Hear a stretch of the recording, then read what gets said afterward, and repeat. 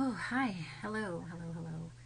Hope everyone is doing well. It has been another minute, and Jupiter is still in Gemini, so things are still kind of taking some getting used to with all this activity and like opportunities and just wanting to know all about everything. Like there's so much information that we have to, like we have a lot more researching to do ourselves since there's a lot of information out there that is not exactly trustworthy, so we do have to do our own research. So yeah, but yeah, it is Cancer season, so I do feel like it has lightened up a little bit more, so we're able to relax a little bit. And then with the water placements, Saturn and Neptune in Pisces, making these nice flowing aspects to the Cancer placements, the Sun, Mercury, and Venus, there's a lot more emotion involved, and we're trying to we're learning how to kind of make sense of all of this information that we've been receiving. So I hope everybody has been able to, just kind of enjoy life a little bit more. We do have a nice sextile with the Taurus placements, Mars and Uranus. So Mars is in Taurus and Venus is in Cancer, so those are very cooperative, friendly aspects. So Cancer being like nurturing and emotional, and just very caring, and then Mars in Taurus wanting to, really achieve those desires and goals, and make themselves happy, create this aura and atmosphere of comfort, comfort foods, comfortable aesthetic, and just things that feel good, like pillows, blankets, flowers, so all that good stuff. And Taurus is also making a sextile with the Pisces planets as well, Saturn and Neptune. And let's see, we've got a retrograde coming up this Saturday on the 29th. This Saturn day is when Saturn retrogrades at 19 degrees, and it'll be retrograde until, till 12 degrees. I want to say November, I believe, is when it goes direct. Let me just double check that real quick. And it's going to be a blessing in disguise. We may experience setbacks or things that don't go through as planned, but those can be taken as blessings in disguise, because there's still, with Saturn being retrograde, there's some lessons that we still need to learn, or some sort of realization that we have to come to before things can, follow through, or there could be another opportunity that arises that is more in alignment. And with Saturn in Pisces, Pisces being, unconditional acceptance and love and spirituality, and true acceptance, something that you can truly accept as something that you believe in. And with Saturn in Pisces, Saturn is creating these structures with those beliefs. And so with Pisces can have these rose-colored glasses, and can be a little over extending, and have no boundaries. And so we need to we need help to kind of structure those beliefs and create some boundaries, and have more discipline as to what we're saying yes to, especially with Jupiter and Gemini presenting all these new exciting opportunities. There's that urge to want to say yes to everything. But Saturn in Pisces is the energy of using that discernment to make sure that we have the energy. Pisces is is a tired sign. There can be a lot of emotional energy that's being consumed when we're spreading ourselves too thin. So Saturn is actually a godsend to this energy in Pisces, where Saturn wants to kind of make sure that we are looking things over with the eye of, from the perspective of our energy levels, our integrity, spiritual integrity, our disciplines, like just making sure that we are not doing things out of pity. Like we have to really, there's a lot of levels of discernment that we are being asked to exercise with Saturn and Pisces. And so this retrograde period from the 29th till November 15th of this year will be, like this review process of going back to those matters and opportunities and, those ideas and concepts that we had presented to us and the things that we've been pursuing, and making sure that we actually do align with them. And, it's going to look differently for everyone.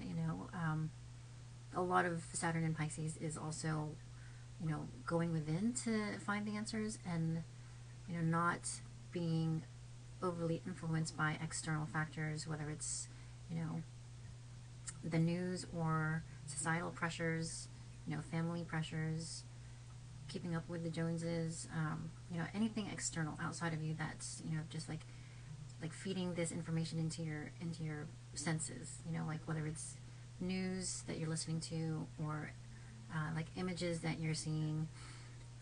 And it can be anywhere, like whether you're watching a movie, or you're witnessing your neighbors bring home a new, like sports car, or like whatever it might be.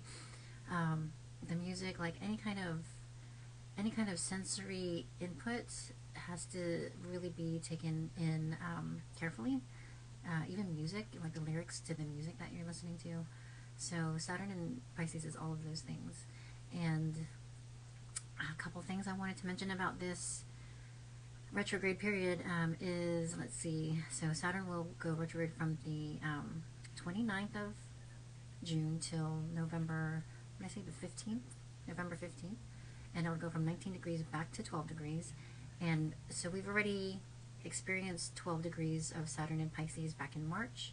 So there is probably something that happened around that time that we'll be revisiting. And it'll be kind of like good to know, note, and reflect on, what was going on during that time. And then just kind of, sit, maybe journal, go back and take a look and see what emails were floating, like coming through. Maybe we missed an email. This Saturn, this aspect, this transit of Saturn retrograde is going to be squaring Jupiter in Pisces. And right now, Jupiter is around 8 degrees of Gemini, 7 degrees, almost 8 degrees. And then come August 19th exactly, which is a moon day, it's a Monday, it's going to be the same day as the Aquarius full moon at 27 degrees. 27 degrees, so the sun is going to be in Leo and the moon will be in Aquarius, and that will also be the same day that Jupiter and Saturn make an exact square at 17 degrees. So yeah, Jupiter and Saturn at 17 degrees, and 17 is a Leo degree, and which is interesting because this is going to be during Leo season. So really being like brave and fully expressing our leadership skills. It could be creativity, and this opportunity between Jupiter and Saturn, where they're kind of like making this tense aspect, is this energy of like really applying those discernment skills to make sure that we are in alignment with this opportunity that Jupiter and Gemini is presenting to us, and really seeing how, and like Mercury, seeing how it can benefit not only us but the collective, because this is going to be a full moon in Aquarius. So the moon is going to be in Aquarius, and Aquarius is all about the collective and how it affects everyone, because since we are all connected, it's going to be this energy of like a widespread impact. And with the sun in Leo, the sun in Leo wants us to fully express, like unabashedly express our, whatever's in our heart. Like the creativity, let the creativity flow through you with no hesitation. And 27 is the degree of, what is that, 12, 24, 25, 6, 7, Gemini, so that's like really communicating, well, and it could be like visual communication as well, communicating those creative ideas and those, maybe you have like a mind-blowing invention that you've been keeping to yourself, and this could be the time to review and see if those details are, all the ducks are in a row to possibly launch or release or share that idea with, the people who may be interested and can, like help you support you, and who knows where it can go from there. But the important thing is to like really trust in the process and trust the universe that you have what it takes. And with Saturn in Pisces, Pisces is also very like rose-colored glasses, but like, always seeing the best and like the highest potential of anybody, like any opportunity, any potential. So that will be a date to kind of, keep an eye out for. I think it will be a pretty exciting time of the year, August 19th. I know there's a lot going on during that time. It could be very draining too, like Saturn in Pisces can have this effect of just not having the energy to follow through on the promises. So it's important to apply and like lean into the Saturn and like make sure that we're taking the time to know what we're committing ourselves to, like making sure that we have the time and energy to really deliver on what we say we're going to deliver. And that like this is definitely easier said than done, because we know that we're not going back to what we were doing before, and these new opportunities that are showing up can be very exciting, and we want to put our best foot forward and pursue all these exciting avenues and paths and see where they go. And there's a lot of passion in this too, like especially with the sun in Leo during this time when they make an exact square at 17 degrees. And so if you have mutable placement, so if you're a Virgo or a Sagittarius, as well as Pisces or Gemini, this can be like a feeling of overwhelm with so many options available to you, and like changing your mind and going back and forth. And so just know that that's part of the process. And so the natural reaction would be to be frustrated, which is completely understandable, but we don't want to hold that feeling. We don't want to hold on to that feeling for too long, because that's it's a not productive use of that energy. So we want to understand. That's why astrology is so useful, because when we understand the energies that are at play, that there can be the tendency or potential of doing things twice with Jupiter and Gemini, and like with the squares that Jupiter and Gemini is making to these other mutable placements, we can somewhat expect that that's going to happen. And if we can communicate that with others and just have this feeling of or awareness that that possibility is there, then when it does happen, it can be like, well, like I'm glad I brought my umbrella kind of feeling. You're just kind of mentally prepared, so that you're not bent out of shape. So yeah, this is another situation where you want to really stay flexible, so that you don't get bent out of shape. There's that kind of saying or metaphor that has always been helpful, especially as a mutable sign myself. So any Virgos, rising moon, sun, Sagittarius, Gemini, or Pisces it's good. And like any sign, is awesome to be aware of that, because especially the fixed signs who can be really annoyed with plans that change, or just sort of any kind of inconvenience. Fixed signs, cardinal signs can all benefit from this awareness.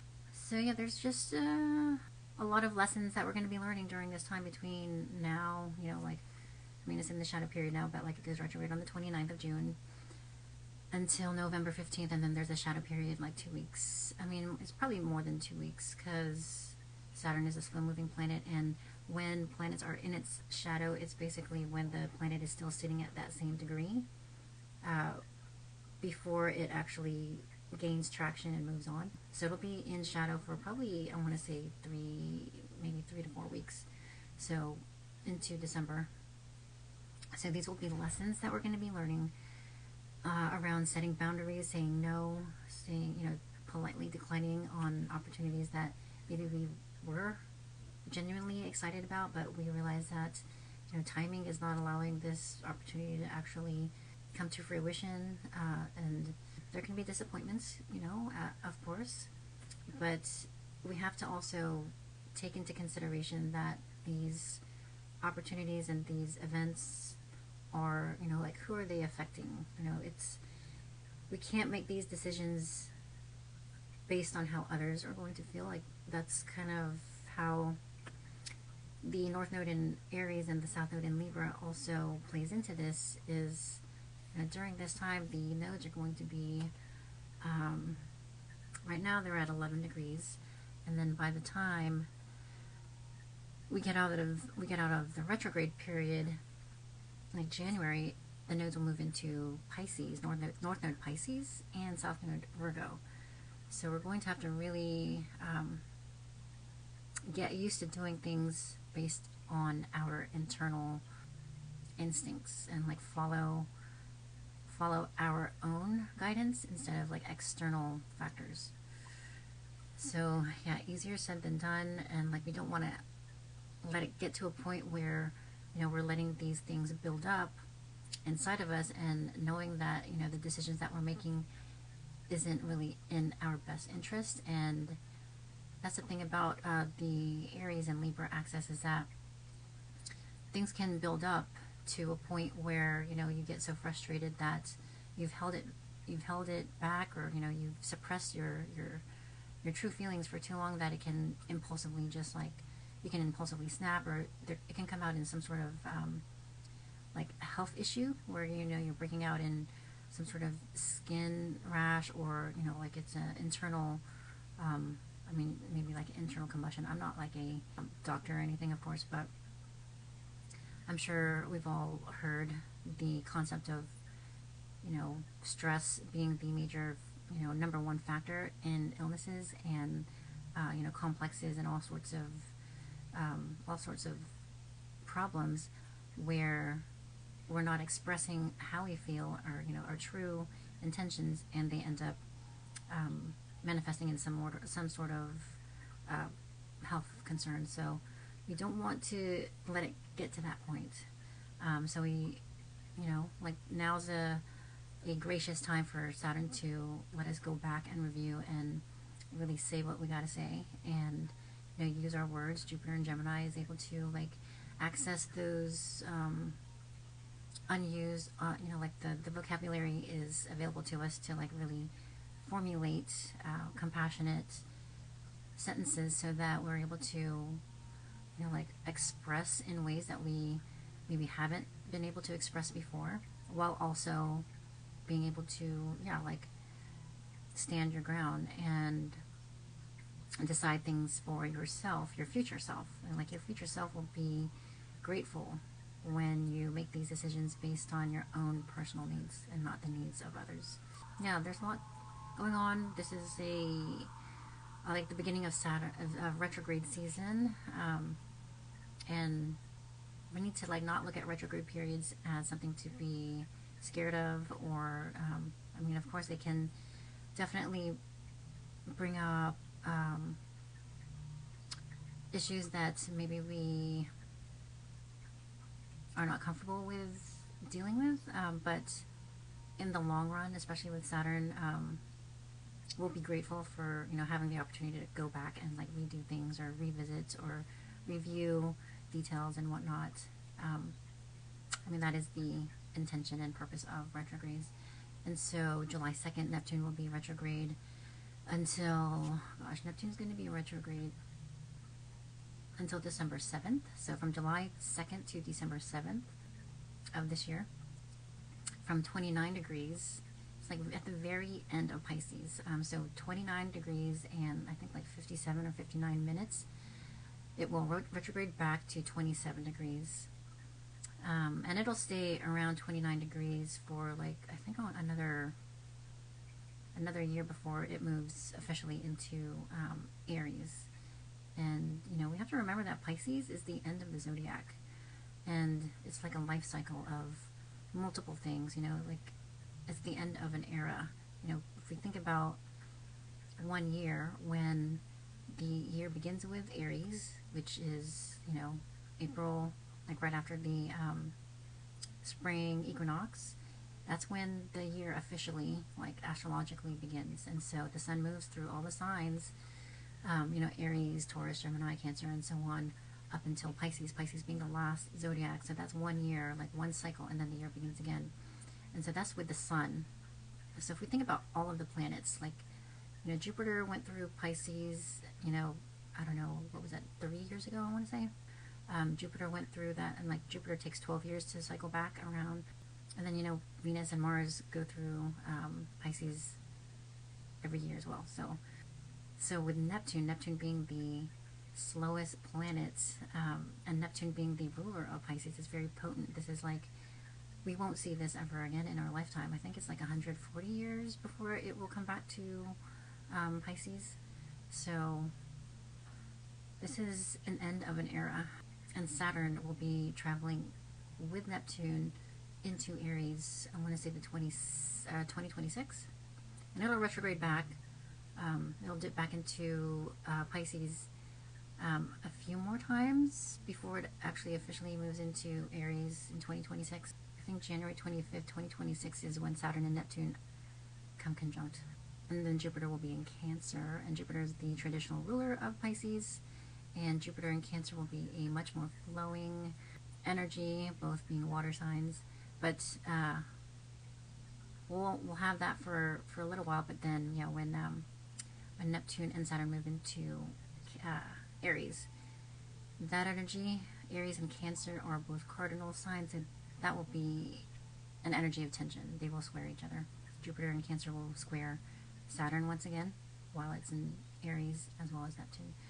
But I don't want to, you know, jump too far ahead. But as far as Saturn in Pisces retrograde goes, yeah, it's going to affect Capricorn rising, Sun, Moon, as well as Aquarius rising, Sun, Moon, because they are both ruled by Saturn. Aquarius is Saturn is the traditional ruler of Aquarius. So yeah, just something to kind of mentally prepare for.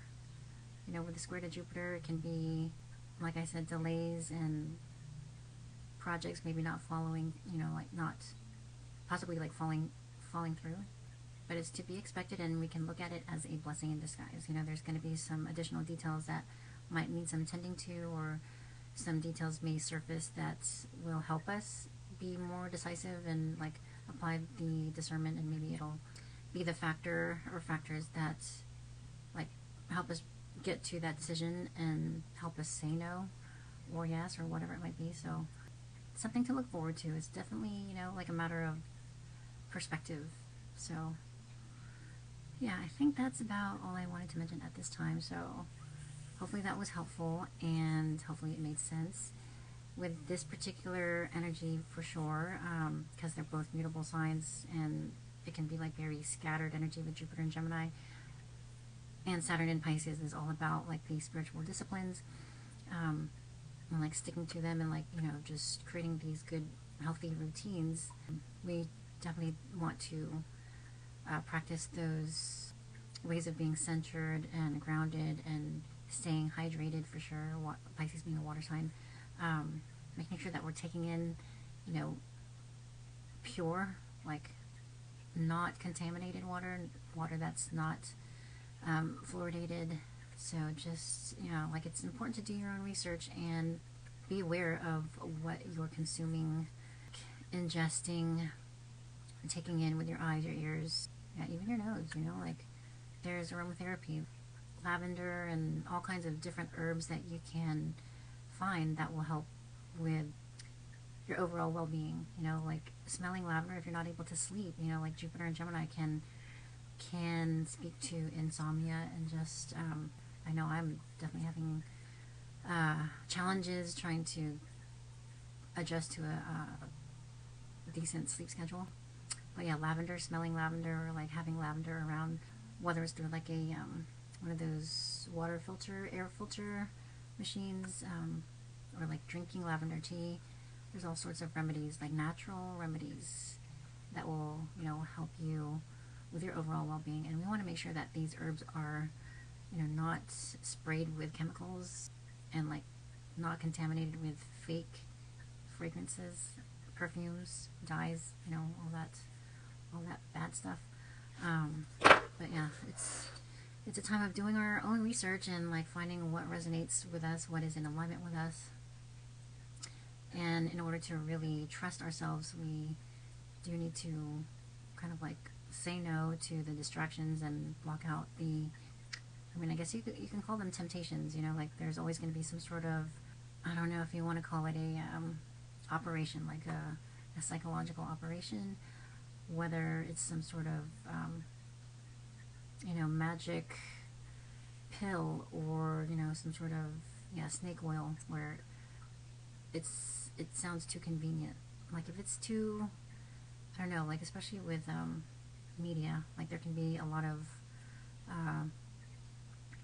like get rich quick schemes, you know, like things along those lines where if it sounds too good to be true, then it probably is. So you just have to like really use your own intuition to decide for yourself whether it's something that you want to say yes to or not.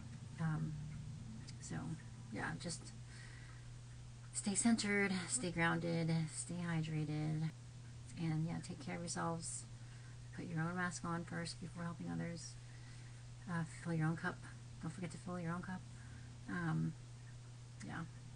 So if anybody would like to receive a reading or, you know, some sort of insight, and you're ready to kind of dive deeper into exploring your own birth chart and like, you know, just kind of like going within and like exploring what your soul has to say. Like there's a lot that your soul has to offer, and we've been in this world where like going within and expressing ourselves has been seen as being selfish, or there's been like tactics to shame any sort of expression that goes against the status quo. But we are learning now that that's all been a farce. Like it